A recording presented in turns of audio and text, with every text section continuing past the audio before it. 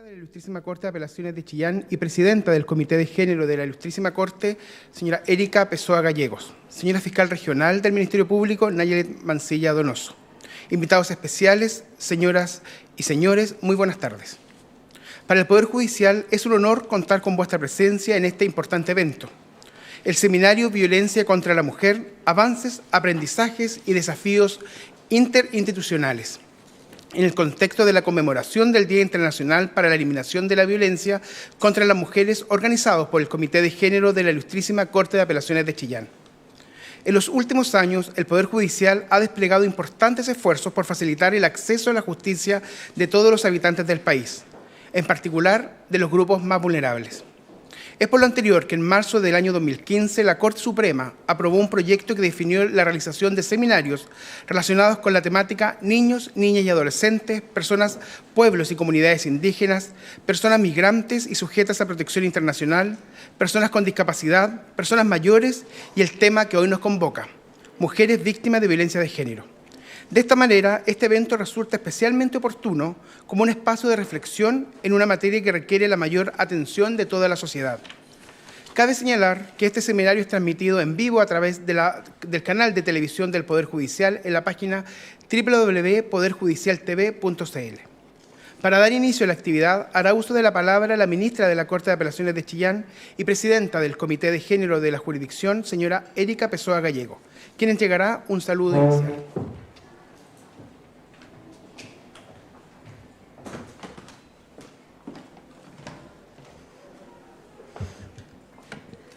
Buenas tardes a todas las personas que hoy nos acompañan, tanto presencialmente como a través de la transmisión del canal judicial. En nombre del Comité de Igualdad de Género y No Discriminación de la jurisdicción de Chillán, les agradezco su interés en participar en esta actividad que realizamos en el marco de la conmemoración del Día Internacional de la Eliminación de la Violencia contra la Mujer. ¿Y por qué nos reunimos hoy, 25 de noviembre? Las hermanas Mirabal, también conocidas como las Mirabal o las mariposas, fueron 3 hermanas dominicanas que se opusieron a la dictadura de Rafael Leónidas Trujillo. Patria, Minerva y María Teresa Mirabal fueron asesinadas el 25 de noviembre de 1960. Tenían a la sazón 30, 26 y 36 años. En 1981, el día de su muerte fue elegido para conmemorar la lucha contra la violencia hacia la mujer en Latinoamérica, realizándose el primer encuentro feminista de Latinoamérica y el Caribe en Bogotá, Colombia. El 7 de febrero de 2000, la Asamblea General de las Naciones Unidas adopta la Resolución 54-134, designando el 25 de noviembre como el Día Internacional de la Eliminación de la Violencia contra la Mujer e invitando a gobiernos, organizaciones internacionales y organizaciones no gubernamentales a que organicen ese día actividades dirigidas a sensibilizar a la opinión pública respecto del problema de la violencia contra la mujer. En el marco de esta conmemoración, el Poder Judicial reconoce y reivindica el accionar de las mujeres que trabajan incansablemente para erradicar la violencia en razón de género contra las mujeres y niñas, y que es una de las violaciones de los derechos humanos más extendidas, persistentes y devastadoras del mundo actual. A pesar del arduo trabajo cotidiano de los tribunales y de los importantes avances institucionales que ayudan a mejorar el abordaje de los casos judicializados de violencia en contra de las mujeres, aún se aprecia la existencia de diversas barreras que limitan el acceso a la justicia a las mujeres y niñas que sufren violencia. Esta constatación nos impone reforzar el compromiso del Poder Judicial en adoptar medidas para garantizar un efectivo acceso a la justicia a todas las mujeres víctimas de violencia. En esta tarea debemos abordar a lo menos aspectos como relevar la importancia de la violencia contra las mujeres como un tema de derechos humanos que concierne al Poder Judicial. Incorporar y fortalecer la perspectiva de género en la formación y capacitación de todas las personas funcionarias del Poder Judicial. Fortalecer los canales de comunicación con las mujeres usuarias. Generar lineamientos nacionales en orden a mejorar el registro de información y la comunicación con las diversas instituciones que intervienen en la materia, entre otros. Con el objeto de contribuir a la reflexión conjunta acerca de nuestras falencias, avances, aprendizajes y desafíos, hemos organizado este seminario con la entusiasta y comprometida colaboración de las 3 destacadas abogadas que hoy nos acompañan. Muchas gracias.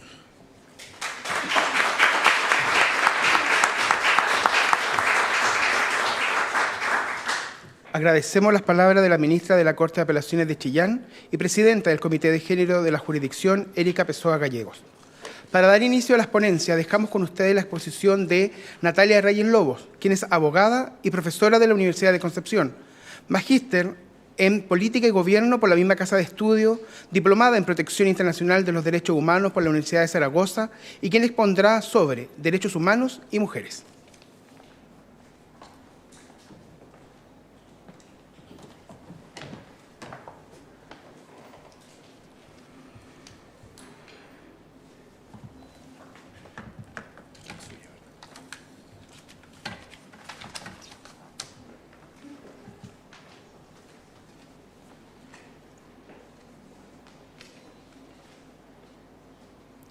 Buenas tardes, mi nombre es Natalia Reyes Lobos, soy abogada de profesión y profesora de la Universidad de Concepción.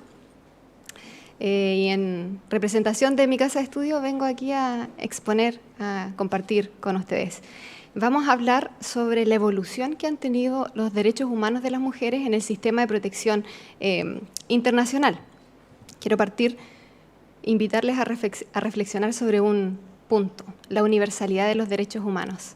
Eso significa que todas las personas, por el hecho de ser tales, gozamos de los mismos derechos. ¿Es así? ¿Son universales los derechos humanos? Esa es la pregunta. ¿Son tan universales?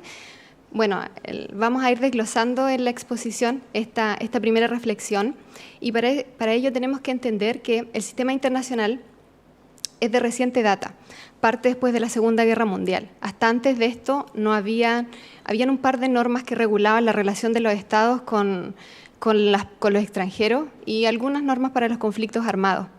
Pero es solamente después de la Segunda Guerra Mundial, después de todas las atrocidades que conocemos, en donde se inicia un ordenamiento jurídico internacional, en donde el hito más importante es la Declaración Universal de Derechos Humanos. Pero es necesario entender que esta declaración, los derechos humanos no son neutrales ni atemporales. Esta declaración es concebida por una élite de hombres. Es un tratado bastante restrictivo porque si bien había una intención genuina de proteger la dignidad de todas las personas, esto convivía con la esclavitud. Entonces había muchos grupos que estaban excluidos. Este tratado excluía a los negros, a los esclavos, a los pobres, a las mujeres, a los niños. Entonces, frente a este inicio, es necesario avanzar para incluir la perspectiva de la mujer también en el derecho internacional. Primero, ha habido un desarrollo en base a un enfoque proteccional. La mujer siempre ha estado como en la esfera, históricamente en la esfera privada, pero cuando inicia, sale a trabajar, entra al ámbito laboral, la OIT tiene algunas normas que tienen el carácter de ser protectivas. Por ejemplo, en las primeras normas se prohibía a la mujer el trabajo nocturno. La idea era regular el trabajo y proteger los derechos de la mujer. Pero si desglosamos en la práctica, lo que había ahí tal vez era el proteger el rol de madre, el rol en el hogar, en el cuidado de los niños en la noche.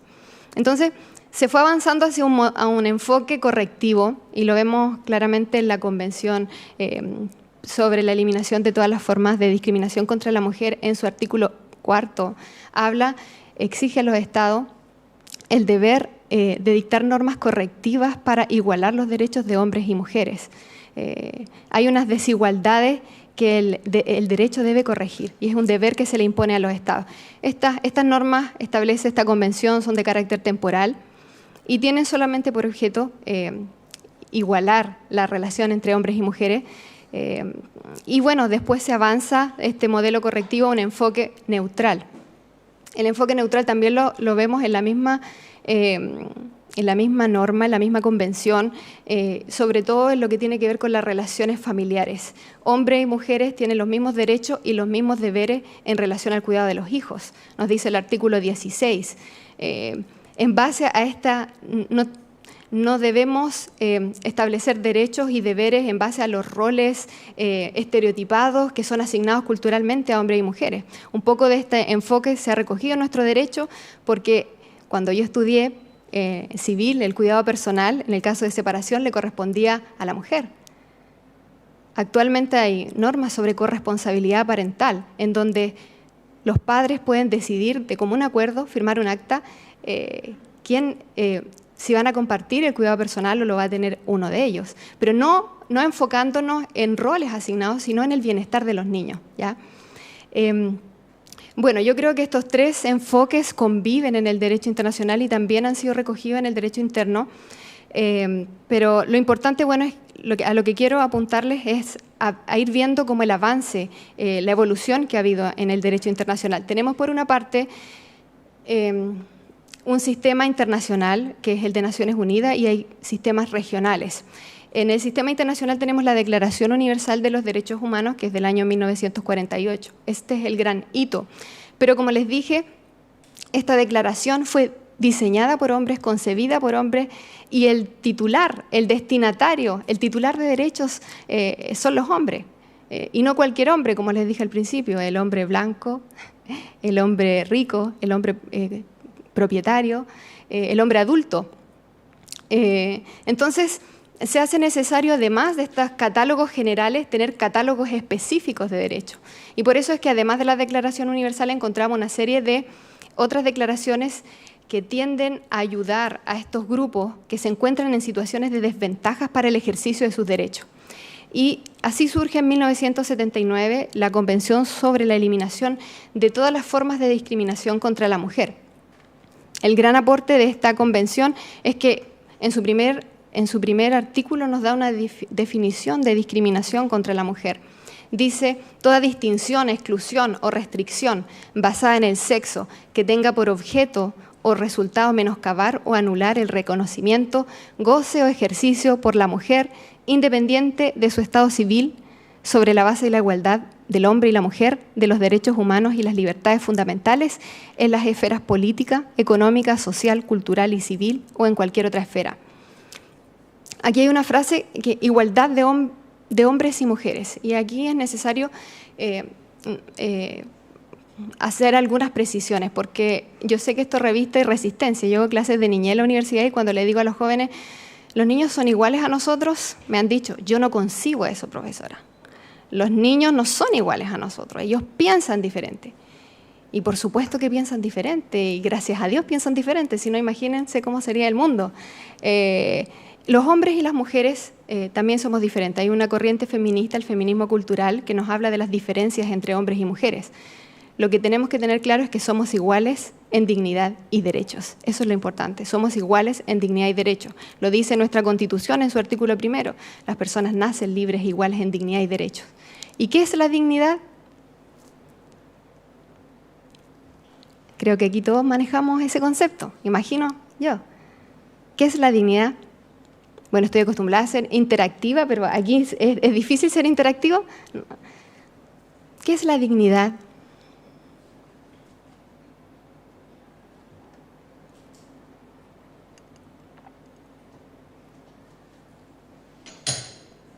Esta es la palabra en boga en los últimos 2 o 3 años. Probablemente me van a decir, es un valor intrínseco de la persona humana, todos lo tenemos por el hecho de ser tal, porque eso es lo que nos enseñaron en las cátedras de Derecho, pero si ustedes lo piensan, es una definición que no dice nada. Porque la dignidad es un concepto jurídico indeterminado, de esos difíciles de definir. Entonces, en el derecho, cuando encontramos esto, lo definimos por los antónimos. Entonces ahora va a ser más fácil. ¿Qué es lo contrario a dignidad?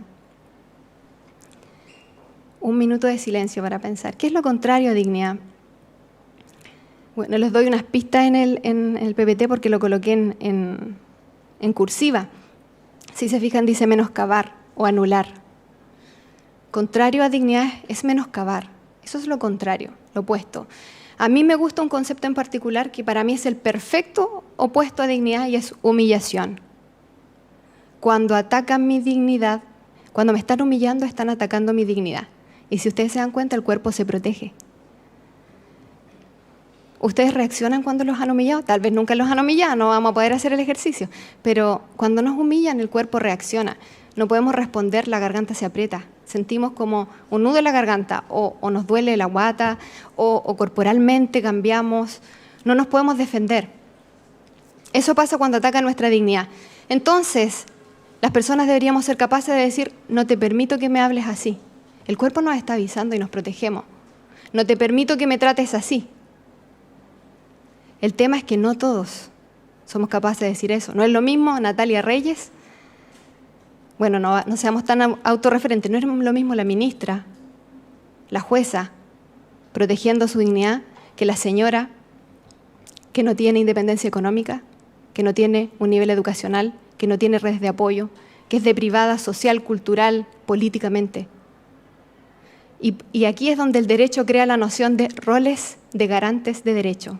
Los estados tienen un rol principal como garantes de derechos y el Poder Judicial es parte del Estado. Entonces los funcionarios del Poder Judicial no solamente tienen que proteger su dignidad, sino que además tienen que garantizar la dignidad y los derechos del otro. Entonces ahí hay un tema muy importante, pero no me quiero desviar, quiero avanzar. Estamos hablando del sistema internacional de protección de derechos. Dijimos que hay un plano internacional y hay planos regionales. Hay 3 ordenamientos jurídicos internacionales más o menos estructurados, que son el europeo, el africano y el americano. Nosotros estamos suscritos al interamericano por razones geográficas, pero también nos podría aplicar los sistemas europeo o africano, al menos como derecho blando. Sin perjuicio de ello, tenemos en nuestro sistema interamericano la misma dinámica que en el internacional, una convención sobre derechos humanos, pero como esta es un catálogo general en donde muchos grupos que se encuentran en situación de desventaja no pueden hacer en efecto el ejercicio de sus derechos. En la práctica es necesario establecer una tutela reforzada de derechos y por eso existen los tratados específicos. En el plano interamericano tenemos la Convención Interamericana para Prevenir, Sancionar, Erradicar la Violencia contra la Mujer, la Convención Belén do Pará, que es del año 1994. Y aquí sí que rompemos paradigma. La importancia de esta convención, en primer lugar, es que nos da una definición de lo que es violencia contra la mujer.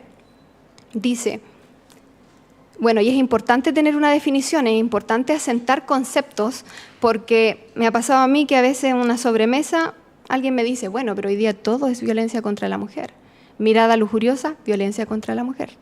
Todo es violencia contra la mujer, pero tenemos conceptos, vienen desde el derecho internacional, dice cualquier acción o conducta basada en su género que cause muerte, daño o sufrimiento físico, sexual o psicológico a la mujer, tanto en el ámbito público como en el privado. Y por esto este es el hito de protección para la mujer. ¿Por qué? Porque incluye el ámbito privado. Todos los tratados con anterioridad solo incluían la esfera pública. Estaban diseñados por hombre, el titular de los derechos era el hombre, y el hombre se mueve en la esfera pública, en las relaciones con los otros y en las relaciones con el Estado. Pero no nos metíamos en la esfera privada, porque no queremos entrar ahí. Ahí cada uno guarda sus derechos. Entonces pasa con las mujeres que cierran la puerta, entran a su casa y los derechos quedan afuera. Dentro de su casa se diluyen los derechos. Entonces esta convención tiene esa gran virtud que nos dice vamos a proteger también los derechos en el plano doméstico, en el plano privado. Y es así, el artículo 2 nos dice, incluye la violencia física, sexual y psicológica, letra A, que tenga lugar dentro de la familia o unidad doméstica o en cualquier otra relación interpersonal, ya sea que el agresor comparta o haya compartido el mismo domicilio que la mujer y que comprende, entre otros, violación, maltrato y abuso sexual. B, que tenga lugar en la comunidad y sea perpetrada por cualquier persona y que comprende, entre otros, violación, abuso sexual, tortura, trata de personas, prostitución forzada, secuestro, acoso sexual en el lugar del trabajo, así como en instituciones educativas, establecimientos de salud o cualquier otro lugar, y C, que sea perpetrada o tolerada por el Estado o sus agentes donde quiera que concurra. La verdad es que si entramos aquí, tenemos para 3 charlas más. Así que vamos, y creo que las compañeras van a hablar un poco tal vez de la violencia institucional y estos temas. Yo quiero dar unas últimas reflexiones, simplemente.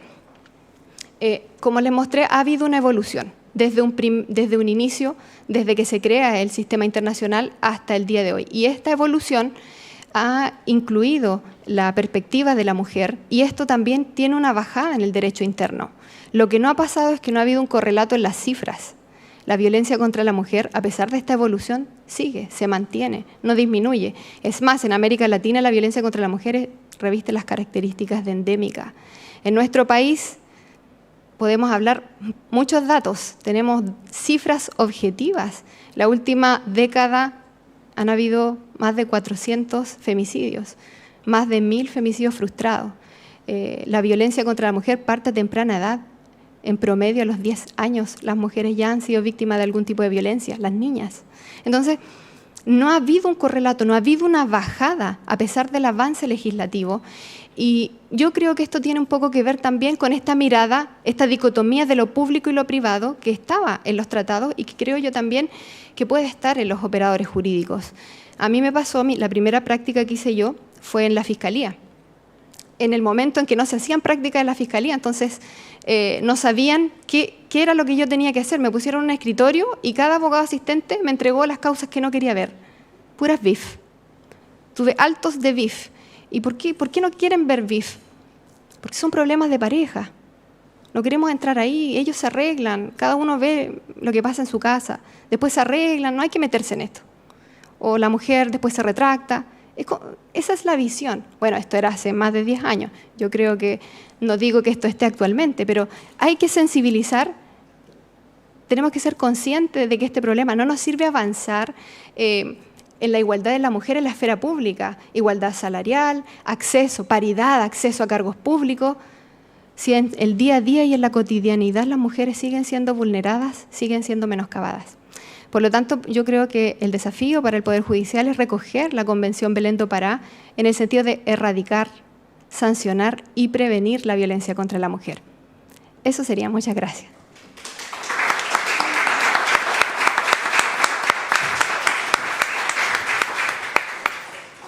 Junto con agradecer las palabras de la académica de la Universidad de Concepción, Natalia Reyes Lobos, proseguiremos con las materias que considera este seminario.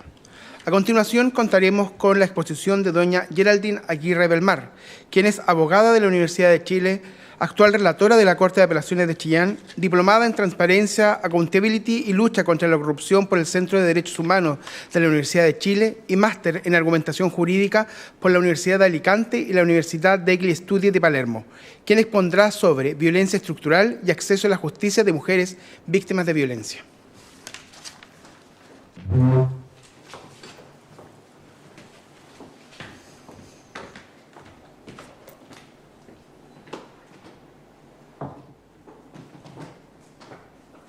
Buenas tardes, muchas gracias a la Ilustrísima Corte de Apelaciones de Chillán por esta invitación, en particular a la presidenta del comité, del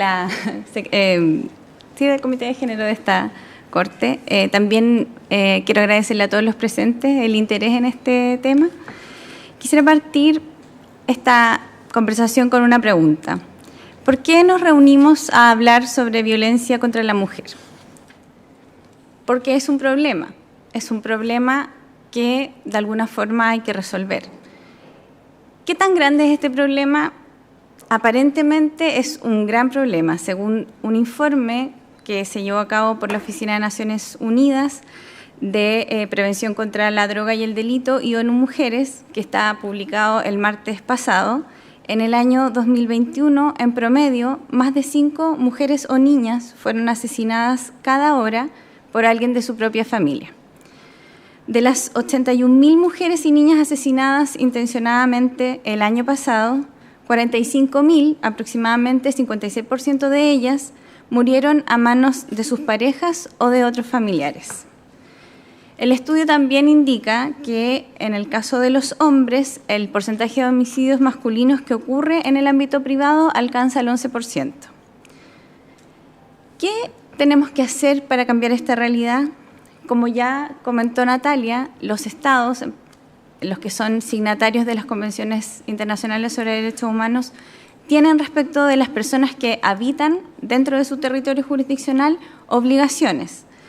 En particular, el Estado de Chile ha contraído obligaciones relativas a la protección de los derechos humanos que son de carácter universal o de orientación universal, como las que señalaba la profesora, por ejemplo, el Pacto de San José de Costa Rica, y también tratados que son específicos o que son, podríamos decir, sectoriales, que están orientados a la protección de los derechos de personas que forman parte de grupos que han sido históricamente discriminados o que se encuentran, sea por su edad, porque pertenecen a o porque poseen una situación de discapacidad, o porque pertenecen a algún colectivo que se encuentra en alguna situación de discriminación, que los pone en una situación subordinada o de menoscabo respecto de otros grupos.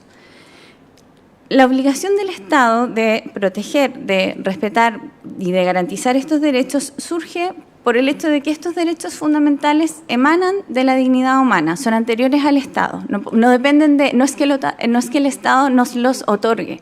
El Estado tiene el compromiso de velar porque cada uno de las personas que están dentro de su territorio, sean ciudadanos o no, sean personas que se encuentran en condición o situación migratoria regular, pertenezcan al grupo etario que sea, del género que sea, que estén, por ejemplo, en situación de privación de libertad o no, que estén sujetos o no a medidas cautelares o a cualquier otro tipo de medida que restrinja algún otro derecho de los que se puedan restringir.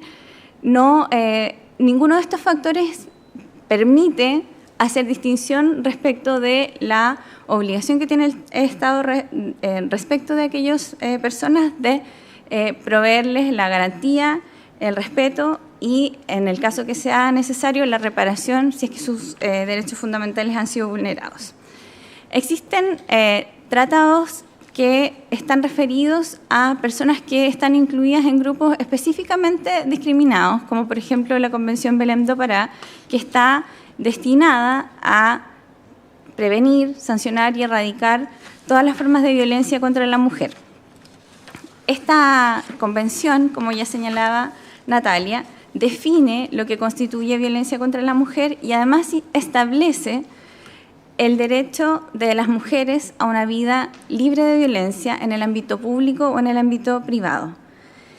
Para hacer efectiva esta garantía, impone a los Estados obligaciones específicas, obligaciones mucho más detalladas que las obligaciones genéricas de respetar, garantizar y no discriminar que comprenden otros tratados. Por ejemplo, acá la Convención para la erradicación y sanción, para prevenir, sancionar y erradicar la violencia contra la mujer impone obligaciones como la obligación de debida diligencia, que implica adoptar todas las medidas necesarias para que las prácticas que producen violencia contra la mujer sean erradicadas. Esto puede incluso abarcar la obligación de hacer modificaciones legislativas que de alguna forma impongan la necesidad o la obligación en cada uno de sus órganos del Estado de adoptar medidas concretas en orden a establecer la erradicación de la violencia. ¿Por qué es necesario, en el caso de las mujeres, que se establezcan obligaciones especiales para los Estados para proceder a garantizar el derecho de una vida libre de violencia? Porque si todas las mujeres somos titulares de derechos como el derecho a la vida, el derecho a la integridad, la igualdad ante la ley, la libertad personal, el derecho a la honra, ¿por qué entonces tiene que existir una convención específica que declare que tenemos derecho a una vida libre de violencia? porque a pesar de que somos titulares de los derechos fundamentales que están consagrados en los distintos tratados y en las constituciones, en los hechos no gozamos de estos derechos en pie de igualdad. No tenemos un goce pleno de estos derechos, y esto se debe a situaciones que son cuestiones que se han mantenido históricamente, que se han mantenido por determinaciones culturales, sociales, que no nacen de la diferencia, por ejemplo, biológica que existe entre hombres y mujeres, sino que de cómo se ha ido estructurando a lo largo de la historia la sociedad, y dentro de la sociedad los distintos grupos que la componen, las familias, las instituciones de la naturaleza que sea, políticas, educacionales. Y en ese contexto, si bien uno podría pensar que esta estratificación o esta estructuración de la sociedad que genera algún tipo de distinción entre hombres y mujeres no alcanza a ser tal como para ser la causante de esta exposición mayor de las mujeres a la violencia. Para mostrarles cómo los niveles que puede llegar a alcanzar la diferencia, que les traje unos datos que son históricos. Por ejemplo, en Chile, la primera universidad data del año 1622, se estableció en un convento dominico en Santiago, la Universidad Santo Tomás de Aquino, y comenzó su historia universitaria impartiendo las carreras de Teología y Arte. Recién, 255 años más tarde, un 6 de febrero de 1877, el ministro de Instrucción Pública, Miguel Luis Amunátegui, estableció que las mujeres deben ser admitidas a rendir exámenes válidos para obtener títulos profesionales, con tal que ellas se sometan para ello a las mismas disposiciones que están sujetos los hombres. Es decir, 255 años después de que en Chile se abre la primera universidad, las mujeres recién tienen derecho a acceder a la educación superior. Eso demuestra que, por ejemplo, en educación superior, las mujeres en Chile tenemos un desmedro de 255 años de avance. Las primeras mujeres que se titularon lo fueron por allá, por el 1887, la doctora Eloísa Díaz y algunas abogadas conocidas también como Matilde Trop. En materia electoral, hablando ya de derechos políticos, las primeras elecciones en Chile tuvieron lugar en 1810, estuvieron destinadas a elegir al primer Congreso Nacional. El voto femenino, en cambio, recién se admitió en 1949, más de 100 años después, 1935, para elecciones municipales y 1949 para elecciones presidenciales. O sea, en derechos políticos tenemos un retardo, un desmedro de 100 años o más de 100 años en el ejercicio de ese tipo de derecho. En 2019, la brecha salarial entre hombres y mujeres alcanzó un 28%. Esto significa que por cada 1.000 pesos que gana un hombre, una mujer gana 719 pesos por cumplir la misma función. Y en cuanto a las labores de cuidado del hogar y la familia, una encuesta que es del año 2020, que se realizó por el Centro de la Universidad Católica de Encuestas y Estudios Longitudinales, ONU Mujeres y el Ministerio de la Mujer y la Equidad de Género, el 71% de los hombres durante el año 2020, en plena pandemia, dedicó 0 horas semanales al acompañamiento de hijos e hijas en tareas escolares. Un 57% de los hombres dedicó 0 horas semanales al cuidado de los niños y un 38% dedicó 0 horas semanales a tareas domésticas. Entonces, ¿estamos en pie de igualdad en el ejercicio de los derechos? Claramente no. Las mujeres en la sociedad, en la historia, en la cultura, en la esfera del quehacer humano que ustedes se fijen, estamos ubicadas en una posición subordinada. Estas asimetrías, que en el fondo se caracterizan porque las cargas de las que nos tenemos que hacer cargo y los beneficios que gozamos son distintos entre hombres y mujeres. Aparentemente las mujeres llevamos más cargas y aparentemente menos beneficios. Esta forma de configurarse la sociedad, que yo simplemente se las evidencio a través de estos ejemplos, nos conduce a el concepto de violencia estructural. La violencia estructural, a diferencia de la violencia directa, está entretejida en todas las instituciones y formas de agrupación o estructuración social, cultural, educativa que ustedes vean, pero es mucho más imperceptible, porque no es como la violencia directa, que en el fondo uno puede constatar lesiones de una víctima. En el caso de la violencia estructural, el efecto de la violencia no es tan evidente, es mucho más difícil de detectar. Se ha denominado violencia estructural aquella situación en que la satisfacción de las necesidades humanas básicas se ve dañada por los procesos de estratificación social, dada la existencia de un conflicto entre dos o más grupos de grupos sociales en el que el reparto de los recursos se resuelve siempre a favor de un grupo que es dominante y en perjuicio de los demás grupos. Esto puede tener lugar, como ya les señalaba, a nivel social, a nivel doméstico, a nivel comunitario, a nivel educacional. Y en el caso de las relaciones entre hombres y mujeres, como existe a la base, está instalada en nuestra sociedad, esta desigual distribución entre las cargas y los recursos, esta característica de nuestra sociedad surge de la configuración de nuestra sociedad como una sociedad patriarcal. ¿Qué significa esto? Significa que históricamente las mujeres hemos sido relegadas al espacio doméstico, al cuidado de los niños, al cuidado de las personas enfermas o adultas y a las labores reproductivas, asignándose a los hombres las labores productivas y de liderazgo, como por ejemplo la política y el trabajo. Asimismo, se han asignado a cada uno de los géneros características que hemos asumido como propias y como naturales, aunque no tengan que ver con la diferencia biológica entre hombres y mujeres. Así se suele decir o pensar que el género masculino se asocia a la racionalidad, al liderazgo, a la fuerza, a la competencia. En cambio, el género femenino es entendido o caracterizado como más emocional, sensible, maternal, y se nos atribuye a las mujeres las labores de colaboradoras y de cuidadoras.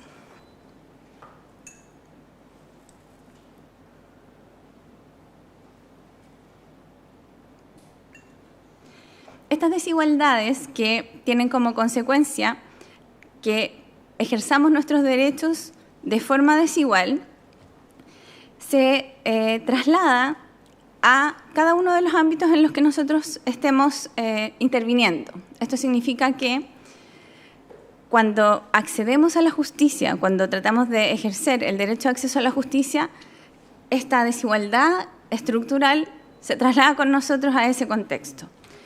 Esto significa que, si bien es deber del Estado proveer a cada una de las personas que necesita acceder a la justicia todos y cada uno de los recursos y servicios necesarios que garanticen que pueda acceder a la justicia y que pueda obtener una respuesta y una solución pronta y cumplida a su conflicto, sigue manteniéndose, digamos, esta diferencia de esta estratificación, digamos, que ubica a las mujeres en una posición de subordinación respecto de los hombres. Para estos efectos, dentro de las obligaciones que contiene la Convención Belén do Pará, se establecen garantías judiciales que son más específicas y que en el fondo permiten que las mujeres podamos ser partes del proceso en condiciones de igualdad con nuestras contrapartes, que se disminuyan o eviten las situaciones de revictimización, que en el caso de que seamos ofrecidas como testigos, seamos recibidas nuestro testimonio y seamos protegidas además, que podamos gozar de información suficiente para que nos oriente a tomar decisiones y que esta información esté ausente, o sea, carezca de riesgo de sesgos sexistas. ¿Cómo puede la violencia estructural impedir o restringir el acceso a la justicia? Como les señalaba yo, esta situación de asimetría que existe en la sociedad existe también en la justicia, entonces se traslada de distintas formas. Algunas veces se traslada a través de la norma, a través de la interpretación de la norma y a través de prácticas que nosotros o los usuarios, o los funcionarios que administran justicia o que atienden a las personas están acostumbrados a hacer porque es la forma en que han aprendido a hacer este oficio. La Corte Suprema, con el apoyo del programa Eurosocial, elaboró un cuaderno de buenas prácticas que da cuenta de distintas barreras que impiden el acceso a la justicia. Entre esas barreras hay barreras lingüísticas, culturales, económicas, geográficas, hay barreras de infraestructura y también barreras de género. Cuando hace este estudio, la Corte Suprema advierte de las entrevistas que mantuvo con usuarias que respecto a las barreras de género, las usuarias en la mayoría de los casos sienten que se encuentran en una situación de desventaja en calidad de víctima y que en ese contexto sufren, digamos, estereotipos y prejuicios y que no siempre tienen a su acceso o a su alcance servicios jurídicos especializados. Algunas prácticas que pueden llevar a producir discriminación y que constituyen barreras de acceso a la justicia están, por ejemplo, al momento de razonar acerca de la prueba que se rinde en un juicio. Por ejemplo, hay casos en los que los tribunales elevan los estándares probatorios exigiendo para la configuración de ciertos ilícitos requisitos que no están en la ley. Por ejemplo, en los casos en los que se denuncia o se lleva adelante un juicio por el delito de violación, existen fallos que absuelven por estimar que no hay constatación de fuerza física o por estimar que no hubo una oposición exteriorizada y activa por parte de la víctima, partiendo de la base de exigencias que no son legales. No es parte del tipo, digamos, exigir que exista una oposición expresa, exteriorizada, y en ese contexto esa forma de interpretar la norma y la forma de determinar si es que la prueba puede o no vulnerar el principio de inocencia más allá de toda duda razonable, puede llegar a generar una discriminación por estimar, en el fondo por no tener en consideración las particularidades específicas de un delito como la violación, como los delitos de esa naturaleza. Otro caso puede ser, por ejemplo, la valoración negativa de una declaración de una víctima de violencia intrafamiliar por estimar que durante el periodo en que se produce la denuncia y hasta que se lleva adelante el juicio, existen retractaciones. En circunstancias que es una máxima ya no es una máxima de la experiencia, puede formar parte del conocimiento científicamente avanzado en el campo de la psicología, que dentro del ciclo de la violencia de pareja, la retractación es una conducta habitual. Es una conducta habitual y que tiene que ver con los tiempos de reconciliación que se produce entre víctima y agresor, y que eso también tiene que ver con caracterizar a la persona como víctima. Y pese a que es un antecedente que es conocido y que está descrito por la psicología como parte del fenómeno de la violencia intrafamiliar, en algunos casos se disvalora el testimonio de una víctima por el hecho de que en algún momento se haya retractado. Otro ejemplo que puede tener que ver con las prácticas, no ya con la regulación, pasa por el trato que reciben algunas víctimas cuando acuden a algún servicio público, que puede ser las policías o puede ser la fiscalía o puede ser incluso los tribunales, a estampar una denuncia, en los que en algunas ocasiones hay funcionarios que se niegan a recibir la denuncia porque existen denuncias anteriores en circunstancias que, si la denuncia se trata de un hecho distinto, no hay causa legal para rechazar esa denuncia.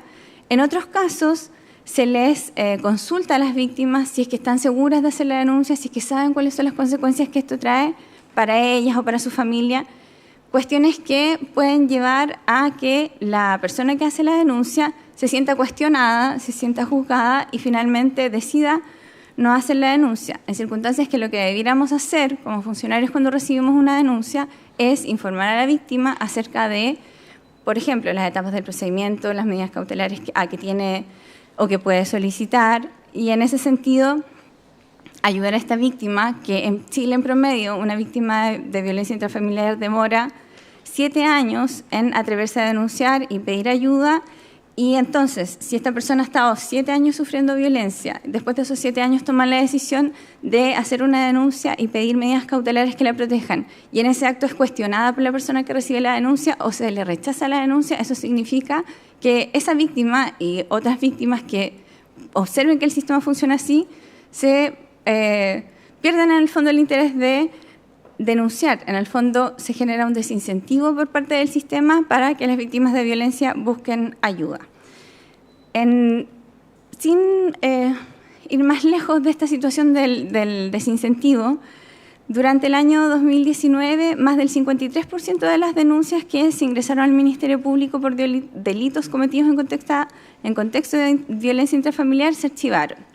Eso es una estadística que en el fondo genera un desincentivo para las víctimas, porque si más de la mitad de los delitos que se denunciaron por ser cometidos en contexto de violencia intrafamiliar ni siquiera fueron investigados, sino que fueron directamente archivados, no es muy alentador en el fondo el efecto que puede producir el sistema de justicia como un elemento de eliminación de la impunidad y de protección a las víctimas. A propósito del archivo de causas, para efectos de poner un ejemplo de cómo las normas pueden parecer neutras y pueden resultar no siéndolo, la norma del archivo provisional, que está en el artículo 167 del Código Procesal Penal, exige para proceder al archivo que no se haya producido la intervención del juez de garantía y que no hayan antecedentes o no aparezcan antecedentes que permitan desarrollar actividades conducentes al esclarecimiento de los hechos. Esta norma es una norma de aplicación general, no hace ninguna alusión al contexto o al tipo de delito en el cual se puede producir este archivo. Eso significa que si estoy ante una denuncia de un ilícito cometido en contexto de violencia intrafamiliar, si no atiendo a la situación de asimetría en la que viven hombres y mujeres, la situación de subordinación que generalmente está la víctima de violencia respecto de su agresor, y simplemente analizo esta causa, como cualquier otra causa, como por ejemplo analizaría la decisión de archivar una causa por un delito en contra de la propiedad, y paso por alto las características especiales que tiene la violencia contra la mujer, el resultado es neutro, el resultado produce una decisión justa para víctima y agresor en ese contexto. En este tipo de casos en los que el género es un factor relevante, es necesario que las personas que aplicamos las normas en cualquier contexto, no solamente en el Poder Judicial, en la administración pública también, es necesario analizar estos casos con perspectiva de género. Es necesario determinar si el género de los intervinientes es un factor relevante y es necesario determinar si es que el resultado de la aplicación de la norma es o no neutro, si produce o no alguna distorsión, si produce o no alguna discriminación. Sobre todo en los casos que tienen que ver con actos de violencia intrafamiliar y con los delitos de naturaleza sexual que se caracterizan por cometerse en espacios cerrados, en lugares como el espacio doméstico, en los que en general exigir una prueba testimonial es una exigencia demasiado alta para la víctima, porque son casos en los que generalmente no hay testigos.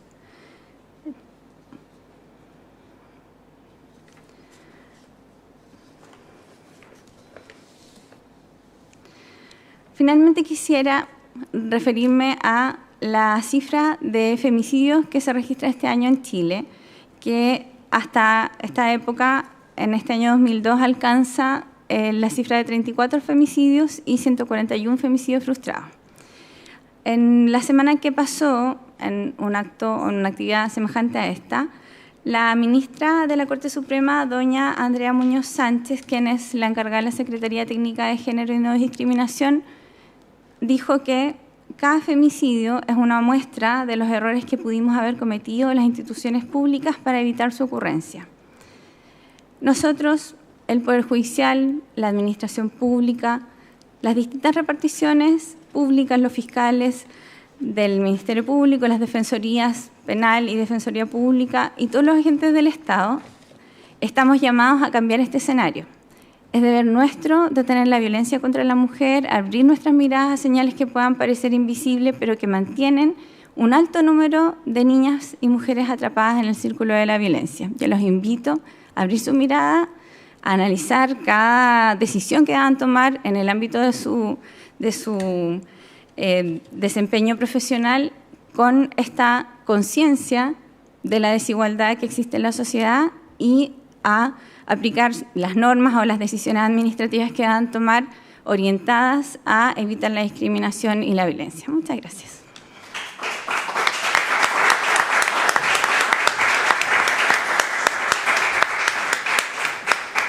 Agradecemos la participación de la relatora de la Corte de Apelaciones de Chillán, doña Geraldine Aguirre Belmar. Para continuar con el seminario Violencia contra la Mujer, Avances, Aprendizajes y Desafíos Interinstitucionales, dejamos con ustedes a la abogada del Centro de la Mujer de Chillán, Fernanda Salinas Rivero, quien es abogada, magíster en Derecho Procesal de Familia en la Universidad Católica de la Santísima Concepción y magíster en Violencia de Género de la Universidad de Salamanca, quien expondrá sobre tipos de violencia y oferta programática del Servicio Nacional de la Mujer y Equidad de Género.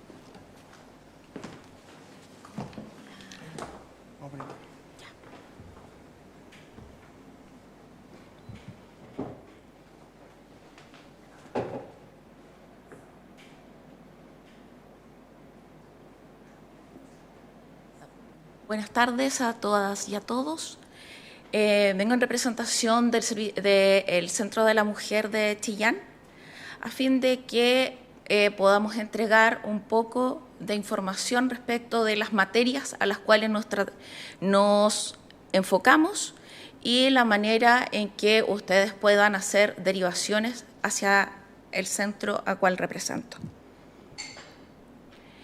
Sin ánimo de redundar lo que ya nos había comentado la señora presidenta, hacer énfasis solamente en que en este día conmemoramos el Día de la No Violencia contra la Mujer, conmemorando el fallecimiento, el crimen ocurrido contra las hermanas Mirabal en manos del dictador Rafael Trujillo en 1960. El 25 de noviembre de cada año se conmemora este día con la finalidad de visibilizar la violencia contra las mujeres y las niñas a nivel mundial, pretendiendo fomentar las políticas por parte de las naciones del mundo para la erradicación de la violencia de género, brindar apoyo, generar conciencia sobre la estigmatización y la vergüenza que sufren las víctimas. Tal cual como se ha venido diciendo durante esta jornada, ¿qué es la violencia contra la mujer? Existen varios tratados internacionales y nuestra propia legislación habla acerca de este concepto de violencia contra la mujer. Pero nuestra legislación, más que violencia contra la mujer o violencia de género, nos habla acerca de la violencia intrafamiliar, que se origina en un ejercicio desigual de poder y de control que se da en las relaciones de pareja y familiares. Desigualdad que es producto de la socialización, lo que implica que es una construcción social. Por lo tanto, si esta situación obedece a una construcción que depende de los seres humanos, también es algo que podemos trabajar entre nosotros. Dentro del Centro de la Mujer trabajamos diferentes tipos de violencia. Principalmente la violencia psicológica, que la tratamos directamente con los tribunales de familia, la violencia física, violencia patrimonial, desigualdad y discriminación, violencia sexual y violencia económica.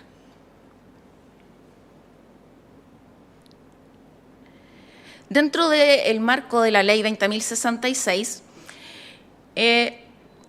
atendemos violencia psicológica solo en el contexto de pareja, expareja, cónyuge, excónyuge. Muchas veces desde tribunales nos hacen derivaciones por violencia intrafamiliar entre mamá, hijo, entre hermanos, entre abuelo, hacia los nietos, pero nosotras lamentablemente la competencia no nos da para poder abarcar ese rango, sino que nos tenemos que atener derechamente a lo que señala la normativa vigente. En el mismo sentido, la violencia física, con o sin lesiones, que viene siendo competencia de tribunales de familia, o cuando tiene lesiones en competencia de los tribunales de garantía. Así también vemos lo que es el maltrato habitual. El maltrato habitual, que anteriormente era necesario comenzarlo en tribunales de familia para que avanzara a sede penal. Ahora derechamente lo podemos ver en sede penal. Pero muchas veces, muchas de las mujeres con las que nosotras trabajamos han sufrido violencia sistemática en el tiempo. Nos llegan mujeres de 50, 60 años que contrajeron matrimonio a los 18 años y desde que contrajeron matrimonio en adelante han vivido discriminadas, reprimidas, menoscabadas, humilladas, controladas, celadas, golpeadas muchas veces, abusadas sexualmente. Y en ese perfil de mujeres nosotras trabajamos. Trabajamos con la intención de reparar lo que ellas han vivido a modo de intervención individual e intervención grupal. En estas intervenciones grupales se reúnen de una cantidad mínima hasta alrededor de 15 mujeres, en que entre ellas, dirigidas por una dupla psicosocial, trabajan y tratan de reparar entre ellas mismas con una temática por sesión que las ayuda a salir un poco del daño que se les fue generando a raíz de la violencia. También trabajamos algunos delitos en contexto de violencia intrafamiliar, como son las lesiones, generalmente menos graves, que son las que trabajamos nosotras, las amenazas y otros delitos en contexto de violencia intrafamiliar, y dentro de la línea de violencia extrema que tiene el Servicio Nacional de la Mujer y Equidad de Género se trabajan los femicidios frustrados y los casos de connotación pública. Enfocándonos principalmente en lo que es el Centro de la Mujer, nuestro objetivo principal es contribuir al ámbito local a disminuir la violencia contra las mujeres en su diversidad, a través de acciones de atención, protección y prevención, considerando la articulación, coordinación y derivación a redes que permitan generar una respuesta interinstitucional oportuna y asistida en el territorio. ¿Por qué se habla de atención, protección y prevención? Porque dentro del Centro de la Mujer existen dos líneas que son programas diferentes. Una que es la atención, protección y reparación, y otra derechamente que es la prevención. El perfil de usuarias a las que nosotras estamos enfocadas es principalmente a mujeres en su diversidad, que sean mayores de 18 años, víctimas de violencia de género en contexto de pareja o expareja, cónyuge, excónyuge, y ahora hemos trabajado con algunos casos en que han sido pololos me refiero a que no tuvieron convivencia, pero sí tuvieron hijos en común. Como les decía, también el flujo de intervención que tenemos es la orientación e información, atendiendo la demanda espontánea que nos llega a diario, o derivados del 1455, el Fono de Orientación y Emergencia del Servicio Nacional de la Mujer. Realizamos ingresos, atención y protección a las mujeres y seguimientos a las mujeres que ya han terminado su proceso de intervención y de reparación y que ya han sido egresadas del programa. Desde ahí se les hace un seguimiento alrededor de 6 meses para poder verificar si efectivamente ellas se encuentran en condiciones óptimas o si han sido víctimas de nuevos hechos de violencia intrafamiliar.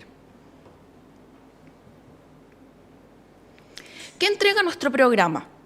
Asistencia legal gratuita en causas de violencia contra la mujer a mayores de 18 años que vivan violencia en el contexto de pareja o expareja. Atención psicosocial e individual grupal sin costo, vía derivación o demanda espontánea. Orientación, evaluación e incorporación a la vivienda a través del convenio Minbu-Cernameg. Y aquí me voy a detener un poquito, debido a que muchas de las usuarias llegan porque se sabe por otras vías que existe este convenio. La verdad es que está destinado para mujeres que ya han vivido su proceso de manera completa, en que a través de este convenio ellas pueden acceder a tener una vivienda fuera del rango en que puedan estar en peligro.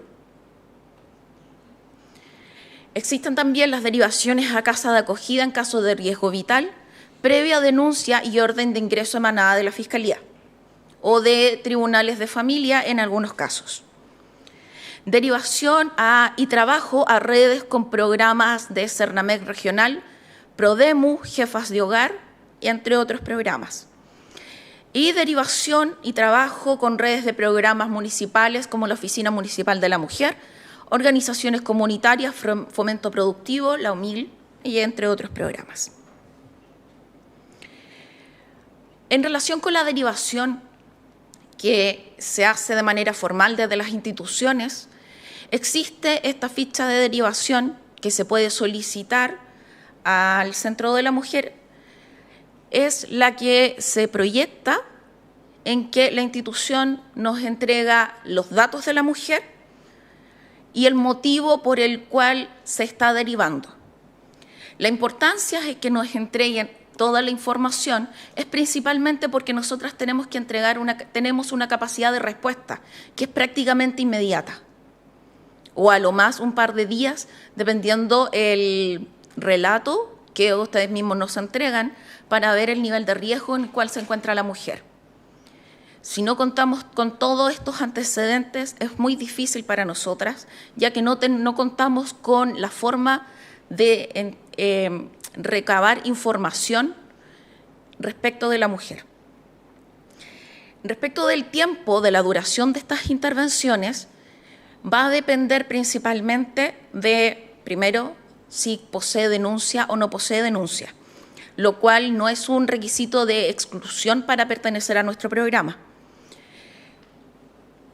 En el caso de que esta mujer en su plan de intervención acceda a la oferta programática completa, es decir, en el área legal y psicosocial, la intervención dura alrededor de 6 meses. Y una vez de estos 6 meses no es que termine de manera inmediata, sino que termina a través de este proceso de evaluación para poder obtener un resultado positivo respecto de la misma intervención.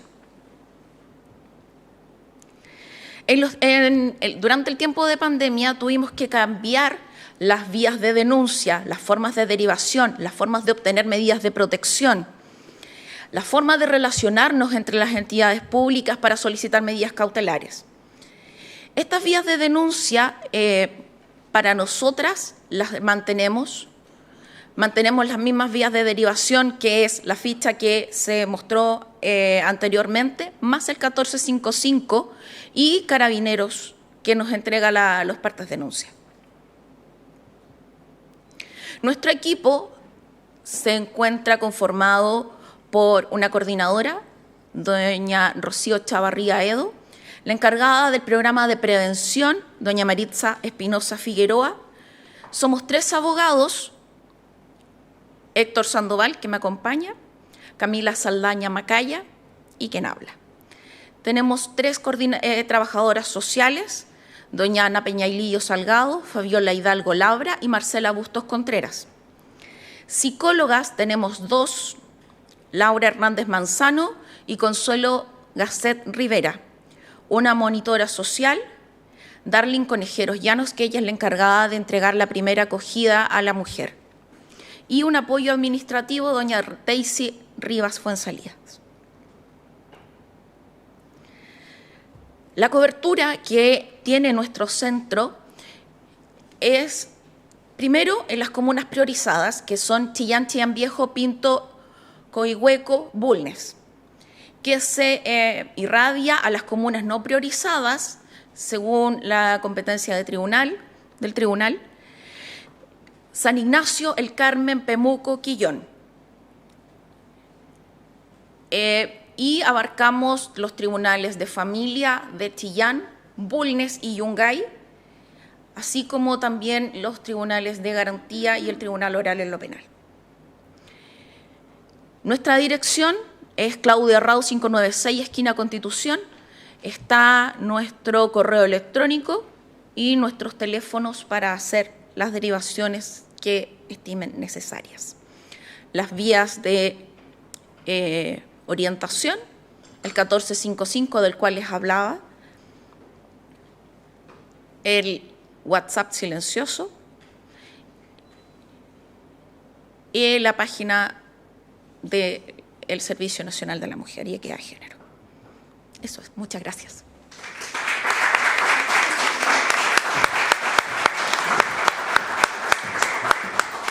Agradecemos la participación y la exposición de Fernanda Salinas Riveros. Bueno, ha llegado el momento de las preguntas. Les solicito que las personas que quieran consultar a alguna de nuestras expositoras es que levanten su mano y la persona encargada del micrófono inalámbrico lo llevará a su ubicación. Lo que queremos, lo que buscamos es que se abra un espacio de debate y discusión.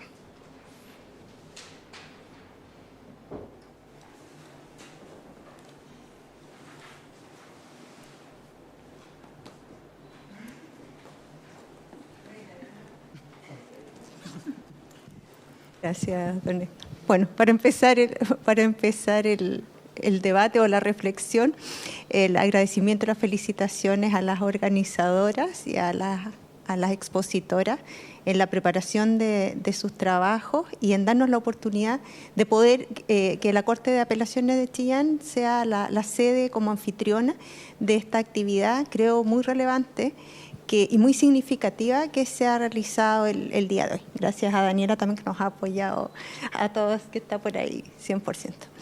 En cuanto a me gustaría compartir un par de reflexiones a raíz de lo que han señalado las expositoras y al origen del día. O sea, creo que no puede dejarnos indiferente que cada vez que se conmemore alguna fecha asociada a la mujer, sea porque ocurrió un hecho aberrante, violento, que marca a tal nivel que va marcando hitos. O sea, eso primero no puede dejarnos como indiferentes esa reflexión histórica de lo que ha significado ir o a qué se reacciona. Se reacciona a homicidios, se reacciona a violaciones, a crímenes de guerra, a las más grandes aberraciones. Ahí vamos instalando y vamos conmemorando el día o asuntos relacionados con la mujer. Ojalá evolucionemos a que las conmemoraciones sean hechos positivos y de destacar acciones positivas. Eso como una primera reflexión que lo pensaba mientras exponían. Luego, también analizar que aún nos queda mucho por avanzar en todas las instituciones a nosotros como Poder Judicial, por cierto, y en todos los poderes del Estado. Si miramos lo que ha ido sucediendo a raíz de los que llevamos 20, 25 años de ejercicio, los cambios o la instalación de estos temas han sido liderados por mujeres. en el Parlamento, en el Ejecutivo y dentro también de nosotras mismas del Poder Judicial. Entonces, de ahí también la reflexión para los que nos acompañan, para los administradores de los tribunales, para quienes tienen la gestión a cargo de las instituciones, de instalar estas buenas prácticas. Yo siempre he pensado que las buenas prácticas debieran ser obligatorias, en realidad. Todas estas sugerencias o protocolos en todo lo que es acceso, lo que es acceso a la justicia de personas vulnerables, debieran ser más que sugerencias, deberían ser obligaciones establecidas, digamos, y con cierto seguimiento para el efectivo cumplimiento, el efectivo cumplimiento de ello. Entonces, de ahí el llamado a los que integramos el Poder Judicial y los que tienen atribuciones de gestión a ser activos, partícipes de la relevancia de estos temas. Y finalmente me quedó muy grabado algo que dijo la profesora Reyes, en el sentido de que, aunque usted lo puso, digamos, como ejemplo en cuanto a las personas, cómo tienen las distintas mujeres acceso a instalar los temas, la relevancia de lo doméstico, cómo abordar lo doméstico, lo íntimo, todo lo que implica que se expongan las situaciones íntimas al ir acercándose a garantizar los derechos dentro de las instituciones públicas o estos derechos de la vida privada. Y también usted hizo referencia a algo en cuanto a cómo se aprieta la garganta cuando se constata una situación, ya sea que afecta a uno o a una persona o ve uno estas cosas. Entonces, le puedo asegurar que todavía se sigue apretando la garganta ante muchas situaciones, y uno muchas veces dan ganas de decir: señor, usted está profundamente equivocado en el concepto que tiene. Por ejemplo, cosas tales como: ahora hay que tener cuidado porque las mujeres están más sensibles. Eso es algo que se repite y se repite. Yo creo que más de alguna lo ha escuchado. No, señor, no es que las mujeres estén más sensibles. Usted está profundamente equivocado en el concepto de cómo usted está enfocando el tema, cómo usted está enfocando la relación, cómo usted está verbalizando o pretende verbalizar lo que está pensando, digamos. Entonces, esos aspectos a mí me gustaría compartirlos con las profesoras, con la expositora y con todos los que están acá presentes, y manifestar la plena disposición de esta jurisdicción en seguir realizando estas actividades tan participativas.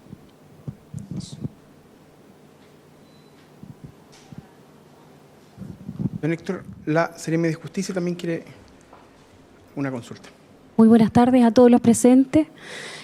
Como Secretaría Regional Ministerial de Justicia y Derechos Humanos, ministra, quiero poder felicitarla por esta tremenda iniciativa que han tenido desde la Corte, y a las profesionales también que hoy día nos han entregado esta dimensión de lo que es el fenómeno, ¿cierto?, como es la violencia de género, entendiendo la multicausalidad de ella. Vemos que se partió desde lo macro, ¿cierto?, hasta poder conocer cuáles son las redes asistenciales que tenemos dentro de nuestra región de Ñuble. Por tanto, me parece que visibilizar la violencia de género, sobre todo desde la magistratura, es algo muy relevante y valorable, por eso lo destaco. Nosotros estuvimos esta mañana también acá frente a la explanada, visibilizando también y conmemorando esta fecha tan importante, ¿cierto?, con la deuda histórica que tenemos en nuestra región de Ñuble, considerando que el delito número 1 sigue siendo la violencia intrafamiliar. Por tanto, tenemos mucho trabajo por hacer, muchos desafíos pendientes, y nuestro gobierno está efectivamente trabajando desde las políticas y desde las áreas programáticas de todos los ministerios fuertemente en esta materia. Por tanto, estuvimos trabajando y visibilizando también toda la red de atención a víctimas que tenemos desde una plaza de justicia con perspectiva de género, porque eso es lo que queremos imponer en la región. Por tanto, no me queda más que en nombre de nuestro gobierno de Chile poder felicitarla nuevamente, y a las profesionales también que nos enseñan día a día a ver este fenómeno de la violencia de género desde la transversalidad. Gracias por la iniciativa.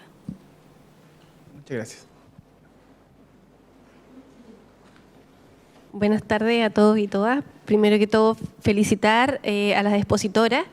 La verdad es que fue súper interesante escucharlas a cada una y darnos cuenta, digamos, de que ha pasado tiempo desde que estos temas se han estado levantando, y todavía tenemos tanto que recorrer, ¿no es cierto? Que eso es como lo que yo creo que incomoda, más que todavía decimos, chuta, tanto que hay que hacer. La verdad es que también agradecer a la Corte de Apelaciones por habernos invitado y por hacer esta tarde unas reflexiones de este día tan importante, ¿cierto? Que es el día donde se conmemora la erradicación de la violencia contra la mujer. Y yo solamente quiero decirles que cuando escuchaba a la profesora comentar acerca de su experiencia en la Fiscalía, decía, bueno, yo también me representaba 10 años atrás. Yo fui fiscal de violencia de género muchos años. Y la verdad es que era una especialidad que se veía como un problema. O sea, cuando un fiscal estaba siendo castigado, sobre todo los varones, ¿eh? porque como que se entendía que las mujeres tenían que ser las fiscales de violencia de género o las fiscales de delitos sexuales. Pero hasta hace no muy poco era como, ay, te va a tocar violencia de género, qué lata. Y es verdad, o sea, eso pasaba. Pero creo que la Fiscalía, en conjunto con el Poder Judicial y otras instancias, ha cambiado desde hace ya un tiempo su mirada respecto a cómo deben tratarse los delitos de violencia de género. Y hace no mucho tiempo, un corto tiempo atrás, hicimos incluso una actividad en conjunto con el Poder Judicial, con académicos, etcétera, precisamente para hablar sobre la perspectiva de género, tanto en lo que tiene que ver con las investigaciones como lo que tiene que ver también con el juzgamiento, ¿cierto? Con perspectiva de género, que es tan importante, sobre todo en el tema de la violencia contra la mujer. Y por lo tanto relevo la importancia que no solamente le está dando la Fiscalía, que también le está dando las autoridades, que le está dando precisamente las autoridades de gobierno, el Poder Judicial. Creo que vamos en la senda correcta. Creo que vamos, o sea, los que llevamos, no sé, yo ya llevo 20 años de trabajo con víctimas y he visto que han habido cambios y pasos gigantes en cuanto a tanto a la persecución como al juzgamiento y a la sensibilidad que los órganos del Estado vamos teniendo frente a estos temas. Así que yo creo que el llamado es a seguir avanzando en esa senda y bueno, y también yo creo que estas actividades son fundamentales para poder sensibilizar también a todos y todas en esta temática que es tan compleja. Ojalá llegue un año en que no tengamos que estar contando a las víctimas de femicidio, porque pareciera que dijéramos, bueno, pero es que antes eran, no sé, antes eran 60, ahora son 30, no podemos caer en eso. Y la verdad es que hay que tener en consideración, yo creo, también un nuevo fenómeno que es el crimen organizado, que afecta también principalmente a las mujeres, aunque no se haya visibilizado, pero probablemente es algo de lo que vamos a tener que hablar en un corto tiempo. Eso, muchas gracias. No sé si alguna otra persona quiere alguna consulta, pregunta a las expositoras. Don Julio. Bueno, buenas tardes a todas y a todos. Agradecer también la invitación a este seminario. Además está decir que la fecha en realidad que conmemoramos es una fecha triste, no es una celebración, ¿no? Y sería bueno, como dijo la presidenta de la Corte de Apelaciones, que pudiéramos reunirnos en oportunidades precisamente para conmemorar o celebrar. Tal vez en el futuro podríamos lograrlo. Yo voy a hacer una pregunta, porque todas las intervenciones estuvieron cruzadas por una idea que se instala, que me parece interesante, que es el hecho de que la violencia contra la mujer es una violencia estructural, ¿no? Como tantas violencias que están instaladas en la sociedad, ¿no? Y que nos costó tanto reconocer.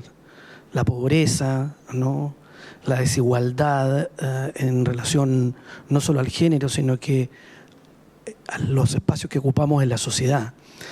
Y por tanto, siento yo que hay dos momentos. Un momento es cómo tomamos medidas para reprimir o sancionar la violencia de género, y porque es una reacción ante un hecho violento, pero otro momento es cómo asumimos en el proceso una estrategia que nos permita ir contra esta estructura violenta, ¿no? Porque toda estructura violenta tiene atrás un pensamiento, por tanto hay que elaborar un proceso de deconstrucción del pensamiento. Y la pregunta que quería hacerles a todas, ¿no?, las intervinientes, es ¿cómo vamos en eso? ¿Es posible hoy día ver cómo hemos ido evolucionando? ¿Ha habido efectivamente una evolución que nos permita en un momento determinado de la historia de la humanidad salir de la reacción para pensar que vamos a estar en un estadio diferente al que nos encontramos actualmente? Eso es. Gracias, don Julio. No sé si quieren partir en el orden de las exposiciones. Profesora Reyes. ¿Se escucha? Sí. ¿Se escucha? ¿Cuál es la pregunta? Si es posible. Yo creo que tenemos que tener una mirada esperanzadora hacia el futuro. No podemos decir estamos mal y no vamos a... por más que no, lo que traté de plantear ahí es que sí ha habido un avance, al menos en el sistema internacional de derechos humanos, y creo que en el sistema interno también ha habido un avance. Pero las cifras están en números rojos todavía. Entonces hay una bajada que falta hacer y podemos discutir cuál es. Yo creo que puede ser cultural, tiene que ver con la sensibilización, y creo que este trabajo que se está haciendo es súper importante en eso. Entonces, veo que hay autoridades de diferentes partes, de diferentes áreas. Es súper importante trabajar interinstitucionalmente. Es algo muy difícil coordinar el Poder Judicial, el Poder Ejecutivo, el Legislativo, la universidad. Yo a los jóvenes les transmito, la universidad también es garante de derechos, tiene un rol como difusor de conocimiento. Estamos en un momento en la historia en que el conocimiento debe democratizarse, porque si las mujeres ni siquiera conocen sus derechos, los niños no conocen sus derechos, entonces, y si trabajamos de manera coordinada, evidentemente el impacto es mayor. No sé si respondo la pregunta, al menos le doy, me acerco un poco más, le doy la oportunidad a la compañera. Gracias. Yo quiero recordar las palabras que se dijeron hace poco, en el sentido de que la configuración de la sociedad es cultural en el fondo, la hacemos nosotros. En ese sentido, este relato de crear un rol que esté subordinado a otro y otorgarle esa superioridad al otro rol, digamos, en tema de género, pero también en tema de pobreza, de personas que pertenecen a la diversidad sexual, de personas que tienen alguna etnicidad, que en el fondo se ven en una posición de desmedro respecto de otros, es el resultado de cuestiones culturales en el fondo. Desde ese punto de vista debiéramos ser capaces de cambiarlo, no es inamovible. Pero sí siento que así como nosotras y todas las personas que están en algún grupo históricamente vulnerado, que se dedican como a educar, a hacer visible la posición de discriminación que viven distintos grupos, lo hacen desde la pertenencia. Difícilmente las personas que son los grupos dominantes hacen esa actitud, o sea, esa actividad de venir a sensibilizar acerca de los derechos. Nunca he visto una organización de hombres, por ejemplo, que venga a decir: nosotros vamos a renunciar al privilegio de no tener que hacer nada en la casa para que asumamos las labores domésticas en partes iguales con nuestras compañeras, por ejemplo. Porque es difícil renunciar a los privilegios. Entonces yo creo que así como nosotros empujamos la barrera lo más que se puede, hay gente que está disfrutando de su privilegio y está atajando la barrera, tratando de mantener el privilegio. Yo creo que ese es el punto en el fondo. Hay fuerzas en pugna, y por supuesto que el que tiene el sartén por el mango es el que está actualmente en el rol superior, digamos, en el rol de dominio. Entonces, yo creo que sí puede cambiar, pero yo creo que el cambio tiene que venir por que los grupos privilegiados, me refiero, por ejemplo, hombres respecto a mujeres, no sé, las personas que no pertenecen a la diversidad sexual y que discriminan a las personas que sí, las personas que son las propietarias de todos los recursos respecto a las personas de escasos recursos, que están bajo la línea de pobreza, de alguna forma tienen que ceder el espacio de privilegio. O sea, hay que trabajar por la igualdad, pero es muy difícil trabajar la igualdad desde la desigualdad. Entonces, ese es como mi diagnóstico.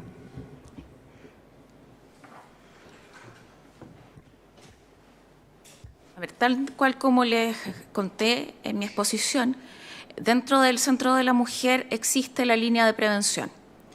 En esta línea de prevención se trabaja con adolescentes, incluso en colegios, para poder sacarlos un poco del contexto en que son normales algunas situaciones dentro de sus relaciones, tanto de amistades, compañeros, de pareja, en que se busca tanto la desnaturalización como la desmitificación de muchos conceptos que están asociados. Incluso aquellos que vienen repitiendo patrones desde sus casas o de muy hacia atrás, como en el presente, y a fin de que ellos no repliquen la misma conducta hacia adelante.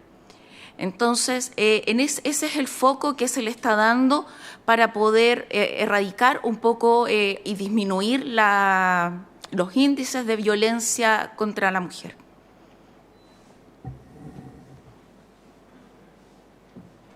¿Y tenemos otra pregunta?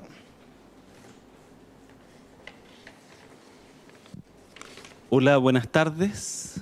Muchas gracias por las exposiciones.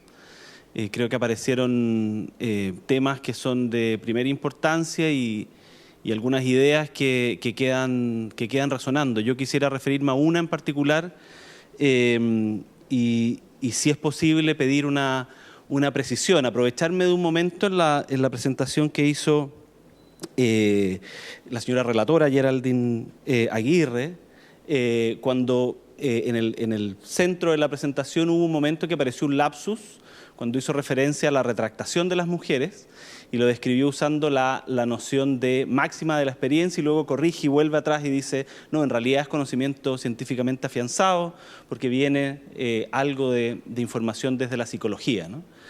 A mí me parece que ahí, en ese creo que aparente error, hay mucho que decir, porque el fenómeno de la retractación, yo diría que hoy día en los procesos judiciales es abordado de manera muy tangencial, y si es que es abordado, es más bien abordado desde efectivamente las generalizaciones empíricas. Yo tengo dudas, y lo planteo como una pregunta, yo tengo dudas de que haya efectivamente incorporación de conocimiento desde otras áreas de las ciencias sociales en los procesos judiciales, con la profundidad que demandaría el abordaje de la retractación. Yo creo que es más bien lo que hay ahí es un desafío de transitar desde las generalizaciones empíricas, desde esta impresión generalizada de que las mujeres se retractan, que incluso tiene mucho de estereotipo. Transitar desde esa máxima experiencia hacia efectivamente, creo yo, en el razonamiento judicial, de la incorporación del conocimiento científicamente afianzado. Yo creo que hay una ventana abierta ahí que permitiría incorporar de manera fundada efectivamente muchos avances que se han hecho en la investigación de la psicología, del trabajo social o de otras áreas del conocimiento que permitan entender efectivamente, y no solo como una generalización, que la retractación es algo que es parte de la dinámica de violencia. Y yo lo planteo como una pregunta, a propósito de este, creo yo, aparente lapsus, pero que invita a profundizar, porque esta Corte y el Tribunal Oral en lo Penal de Chillán han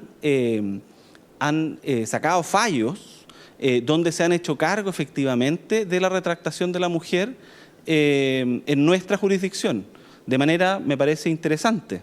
En el caso de la Corte, en algunos recursos, haciendo referencia a que la modificación de las cautelares, por ejemplo, en virtud de declaraciones de víctimas retractadas no es suficiente porque no han variado las circunstancias, por ejemplo.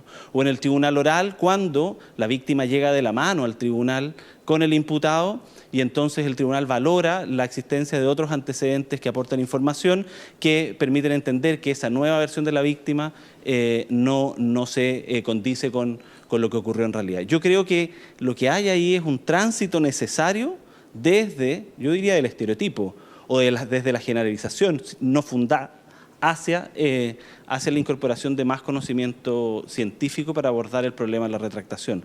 Planteo eso que quedó ahí como una pregunta desde su experiencia como operadora del sistema de justicia, si es que ha podido ver también cómo se ha ido incorporando en el razonamiento efectivamente la noción de retractación. Gracias. Yo, la verdad es que efectivamente me retracté de asumir esta idea de que la retractación es un fenómeno común en los casos de violencia, sobre todo en los casos de violencia intrafamiliar, me refiero como intrafamiliar romántica, así de pareja, porque a mí en lo particular me producen mucha desconfianza las máximas de la experiencia, porque siento que de la experiencia de quién. Siento que no es lo mismo, por ejemplo, la experiencia que pueda tener una persona que trabaja con víctimas que una persona que no está y que no ha estado en su formación profesional cercana al fenómeno de la violencia o al fenómeno de la discriminación. Entonces encuentro que las máximas de la experiencia pueden ser una puerta ancha para el acceso de los estereotipos. Siento que en ese sentido es complejo poder establecer una máxima de la experiencia y para aquello hay que hacer una gran fundamentación detrás que dé cuenta de, por ejemplo, de repeticiones de patrones que de alguna forma permitan establecer que es una máxima de la experiencia y que no es un prejuicio, no es un estereotipo. Por eso me fui a los conocimientos científicamente avanzados, porque ahí sí, en psicología, en victimología, hay descripciones acerca de este fenómeno de la retractación y no solo en víctimas de violencia intrafamiliar, sino también en víctimas de delitos sexuales, que tiene que ver con todo el proceso de victimización secundaria, terciaria, que al final del día el hecho de sostener una imputación es más oneroso, es más gravoso que retractarse en el fondo, dejar esto hasta aquí, ya no quiero seguir pasando por este proceso, por ejemplo. Entonces, en ese sentido, yo creo que es de cargo de los intervinientes aportar esa, por ejemplo, pericial, ese antecedente al juicio para que los tribunales puedan valorarlos, porque yo también creo, sobre todo en procesos contradictorios como el penal, que no podría el tribunal sacar como de ninguna parte, que no haya sido aportado por las partes, una construcción acerca de explicar, por ejemplo, un fenómeno de retractación si es que el interviniente que le correspondía esa carga, si es que no lo hizo durante el juicio, porque creo que eso a la larga afecta la imparcialidad, digamos. Entonces, por ese lado yo siento que es importante que sean esos antecedentes aportados al juicio y que no sea el tribunal de oficio que los tenga que ir a buscar, sobre todo en procedimientos contradictorios como el penal, porque en familia es distinto. En familia sí, el tribunal tiene otras facultades y puede actuar muy ampliamente de forma oficiosa. Yo quiero hacer un comentario también respecto de lo que se planteaba. Esta semana estuve toda la semana conmemorando el Día de la No Violencia contra la Mujer. Participé en varias charlas y una de ellas fue de una psiquiatra del Servicio Médico Legal. Muy buena, creo que cada abogado debería manejar estos temas. Por eso quería hacer el comentario.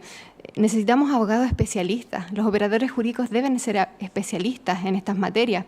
No puede haber un abogado que entreviste y que no tenga conocimiento, por ejemplo, si entrevista a una niña sobre la psicología evolutiva de los niños, de la edad.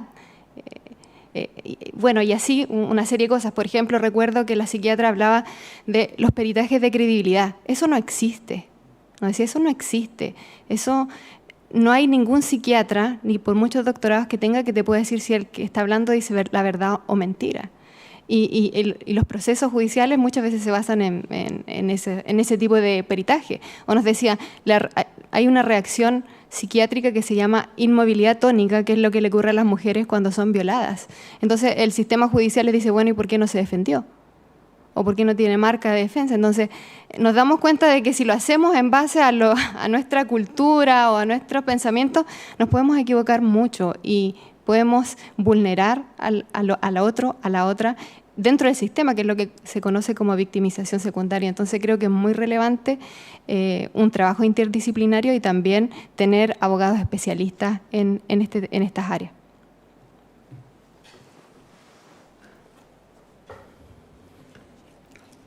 Bien, si no hay más preguntas, tras el término de esta ronda, damos término al seminario Violencia contra la Mujer, Avances, Aprendizajes y Desafíos Interinstitucionales. La Corte de Apelaciones de Chillán y el Comité de Género de la Jurisdicción de Chillán agradece enormemente vuestra participación. Muchas gracias por su asistencia y tengan todos buenas tardes.